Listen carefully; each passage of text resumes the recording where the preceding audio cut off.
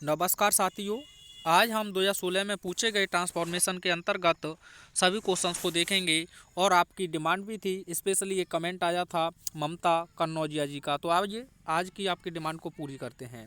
आपका first question है, अ rolling stone, एक लुढ़कता हुआ पत्थर, गैदर्स नो मास, कोई भी काई इकट्ठी नहीं करता है। मास मान होता है काई, तो इसे आपको कॉम्प्लेक्स में कन्वर्ट करना है। तो आप कैसे कहेंगे, एक पत्थर जो लुढ़क रहा है वह कोई भी काई इकट्ठी नहीं करता है। तो आप लिखिए आ स्टोन, आ स्टोन, यह सब्जेक्ट हो जाएगा।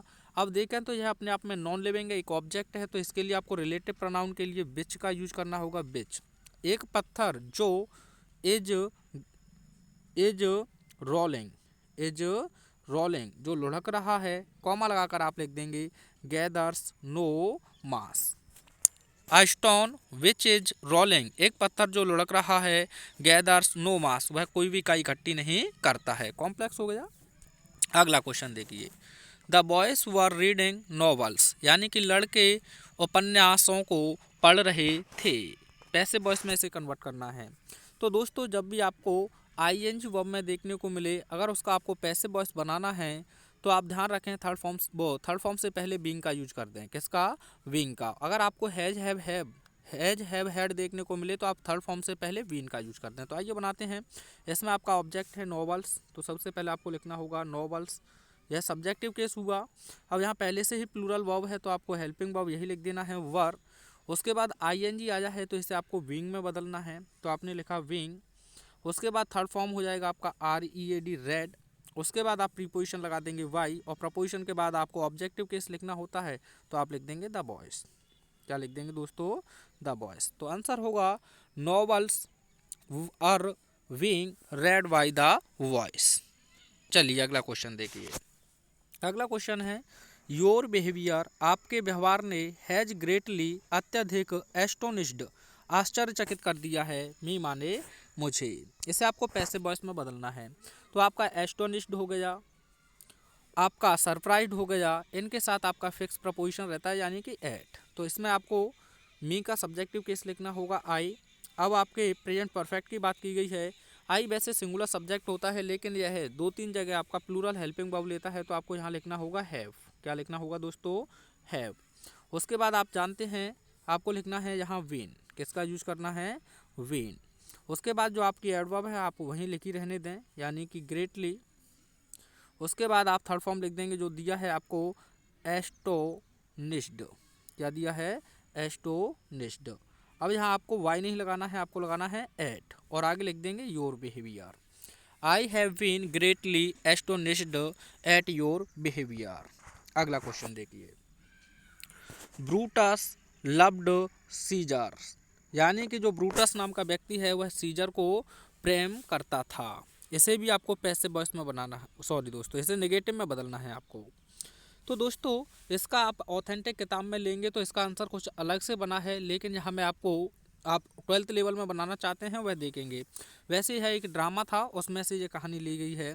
तो आप जिस प्रकार से बनाना चाहें तो आप ये लिख सकते हैं, ब्रूटस डिड नॉट फेल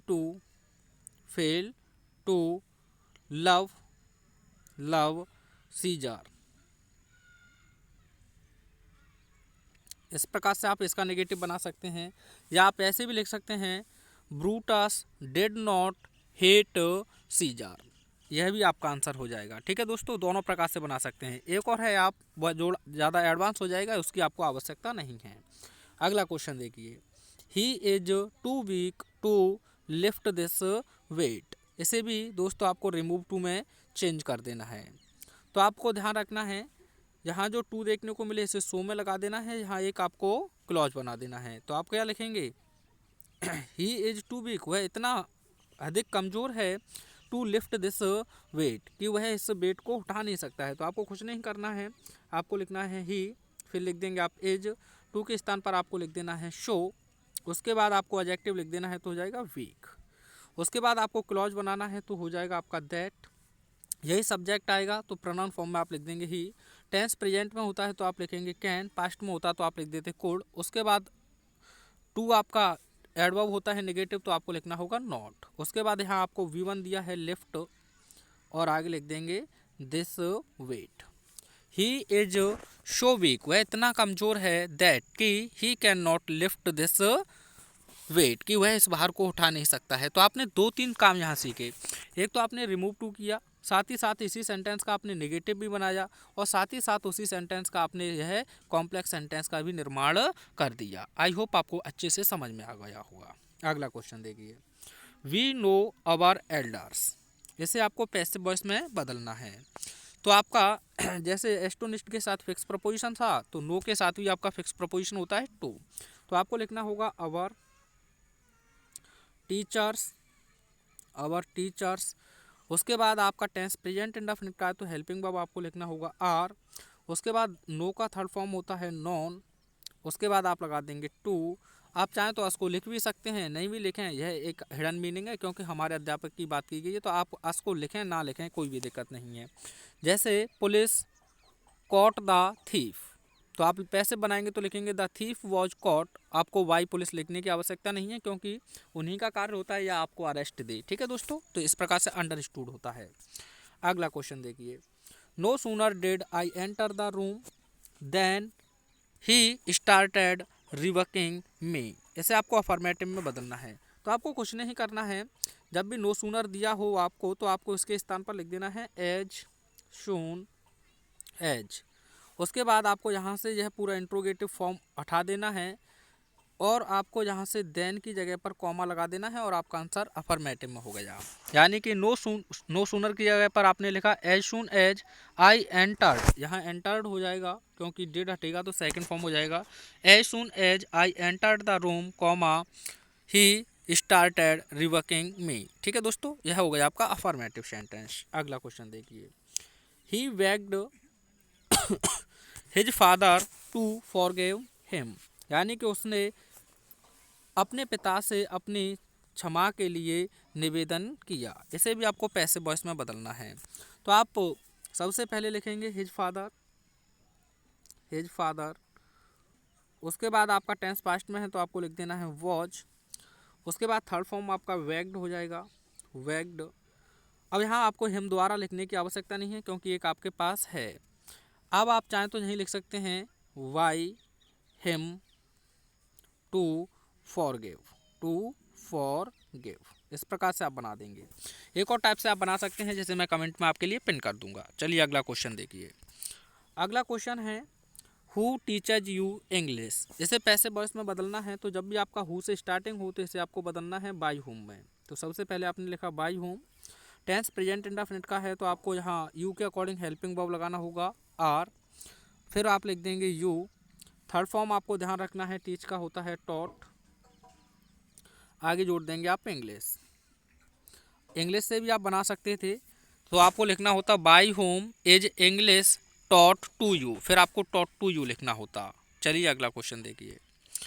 अगला क्वेश्चन है as soon as the teacher entered the class, जैसे ही अध्यापक ने क्लास में प्रवेश किया द स्टूडेंट्स स्टूड अप, यानी कि जो छात्र थे वह खड़े हो गए। नेगेटिव में बदलना है, तो एज सून एज हो गया, हार्डली हो गया, स्कार्सली, रियरली, तो इनकी जगह पर आपको हटाना है, और आपको शुरुआत में लिखना है नो सूनर। क्या लिखना है दोस्तों? No sooner. उसके बाद यह है आपका निगेटिव है, इन्वर्जन होगा, तो इसीलिए आपको यहाँ इंट्रोगेटिव का रूप इसे देना होगा। तो एंटर्ड की अकॉर्डिंग डिड लिखना होगा, और उसके बाद आप लिख देंगे द टीचर, द टीचर। अब आपका फर्स्ट फॉर्म हो जाएगा, तो रह जाएगा एंटर। उसके बाद द क्लास, और यहाँ कॉमा है, और यह कंपैरिजन करने वाला है, तो कंपैरिजन करने के लिए आपको लिखना होगा देन। तो आंसर होगा आपका no sooner did the teacher enter the class then the students stood up. यह आपका नेगेटिव सेंटेंस हो गया दोस्तों। अगला क्वेश्चन देखिए, she is more intelligent than any other girl in the class, जिसे आपको सुपरलेटिव डिग्री में कन्वर्ट करना है। तो जब भी मैंने आपसे कहा है कंपैरेटिव से सुपरलेटिव बनाएं या सुपरलेटिव से कंपैरेटिव, आपका सब्जेक्ट और हेल्पिंग वर्ब में कोई भी चेंजिंग नहीं होगा। तो आपको यहाँ सी का तो सी ही रखना है, एज का एज रखेंगे। अब यहाँ कह रहा है एनी अदर, तो आपको केवल यहाँ लिख देना है द, क्योंकि आप स्पेसिफिक बनाएंगे। जैसे ही आपने यहाँ द लिखा, तो दोस्तों आपको ध्यान रखना है, यहाँ जो मोर लगा है तो आपको लिखना होगा मोस्ट। अगर ई आर लगा होता तो आप रख देते ई एस टी। उसके बाद इंटेलिजेंट लिख देंगे, इंटेलिजेंट। जेंट। उसके बाद एनी अदर और देन को आप पूरे को हटा देंगे और लिख देंगे girl in the class. She is the most intelligent girl in the class, यानी कि वह कक्षा में सबसे होशियार है। अगला क्वेश्चन देखिए। अगला क्वेश्चन है आपका it is time to look into the matter. इसे किस में बदलना है? पैसिव वॉइस में। तो आइए एक स्ट्रक्चर निर्मित कर लेते हैं। जब भी आपको इट देखने को मिले, उसके बाद आपका लिंकिंग वर्ब जहाँ एज दिया हो, उसके बाद वह टाइम की बात करे, उसके बाद आपको इन्फिनेटिव टू हो, V1 हो और उसका आपका ऑब्जेक्ट हो। जब भी आप पैसिव वॉइस बनाएं तो इट इज का इट इज ही रखें, इट वॉज हो तो इट वॉज ही रखें। उसके बाद जो ऑब्जेक्ट हो, यहाँ जो टू है, इस टू की जगह पर आपको लिख देना है फॉर, और उसके बाद वह ऑब्जेक्ट है उसे लिख देंगे। यहाँ जो टू लिखा है इसे आप लिख देंगे 2V प्लस थर्ड फॉर्म में। किस में लिख देंगे? 2V प्लस थर्ड फॉर्म में। यानी इट इज टाइम, उसके बाद 2 प्लस V1 और ऑब्जेक्ट दिया हो तो पैसिव वॉइस बनाने के लिए इट इज टाइम या इट वॉज टाइम सेम ही रहेगा। टू के स्थान पर आपको लिखना है फॉर, उसके बाद आपका ऑब्जेक्ट आ जाएगा। उसके बाद आपको ध्यान रखना है दोस्तों किस चीज़ का? आपको ध्यान रखना है 2V रहेगा, फिर उसके बाद आप लिख देंगे थर्ड फॉर्म। तो आइए इसे देख लेते हैं। तो आपने देखा इट इज यह सेम ही रहेगा। यहाँ तुरंत बाद आप टाइम के बाद लिख देंगे फॉर, उसके बाद लिख देंगे द मैटर, उसके बाद आपको लिख देना है 2V, क्योंकि इन्फिनेटिव बनेगा 2V। अब लुक का थर्ड फॉर्म लिखेंगे तो आप हो जाएगा लुक्ड, और आगे जोड़ देंगे इनटू, वह जो लिखा है। फ्रेजल वर्ब है जिसका मतलब होता है जांच पड़ताल करना या फिर देख, यानी किसी मामले में निरीक्षण करना। तो आपका पैसिव होगा it is time for the matter to be looked into. अगला क्वेश्चन देखिए। Subject him to a severe examination, यानी कि परीक्षा के लिए या एक गंभीर परीक्षा के लिए उसे अधीर कीजिए। इसे भी पैसिव में बनाना है। तो आप इसे दो ऑब्जेक्ट मानने हैं तो आपको लिखना होगा लेट, उसके बाद आप लिख देंगे अ सीवर, ये आपका पूछा भी गया था इस बार, सीवर एग्जामिनेशन पूरी मीनिंग आप लिख लेना। उसके बाद आप लिख देंगे वी आप थर्ड फॉर्म लिख देंगे इसकी सब्जेक्टेड वाई हिम। लेकिन इस प्रकार से थोड़ा सा यह गलत है, तो इस प्रकार से ना बनाएं, आप इसे ऐसे रखें, ज़्यादा बेहतर रहेगा। यहीं से लिख लें, यानी कि लेट हिम वी सब्जेक्टेड, यह ज़्यादा बेहतर रहेगा, सब्जेक्टेड। उसके बाद आप लिख दें to a severe examination, let him be subjected to a severe examination. यह पैसिव वॉइस सही रहेगा आपका, इंपरेटिव है ना, इसीलिए। आज का अंतिम question, the sun rose and the fog disappeared, यानी कि सूर्य उदित हुआ और कोहरा डिसअपियर्ड, गायब हो गया। Simple sentence. तो मैंने आपसे कई बार कहा है कि जब भी आपको हैविंग देखने को मिले उसे आप कंपाउंड सेंटेंस बनाएंगे तो एंड से बनाएंगे। तो आपको यहाँ ध्यान रखना है कि जब भी आपको एंड दिया हो और दो अलग अलग सब्जेक्ट हों, जब भी आपसे वह सिंपल की कहे तो सबसे पहले तो एंड को ही हटा देना है। उसके बाद आप सिंपल बनाएंगे तो आपको लिखना होगा द सन, क्या लिखना होगा दोस्तों? द शन। अब यह आपका नॉमिनेटिव एब्सोल्यूट है तो आपको लिखना होगा हैविंग HAVING, हैविंग। यहाँ आपका थर्ड फॉर्म हो जाएगा राइजन, कॉमा लगाकर आप लिख देंगे the fog disappeared, the sun having risen comma the fog disappeared. तो यह आपका सिंपल सेंटेंस बिल्कुल अच्छी तरीके से निर्मित हो जाएगा। तो आई होप आपको अच्छे से समझ में आ जा होगा। अगले वीडियो में हम 2017 को देखेंगे। Till take care, have fun, thanks for watching.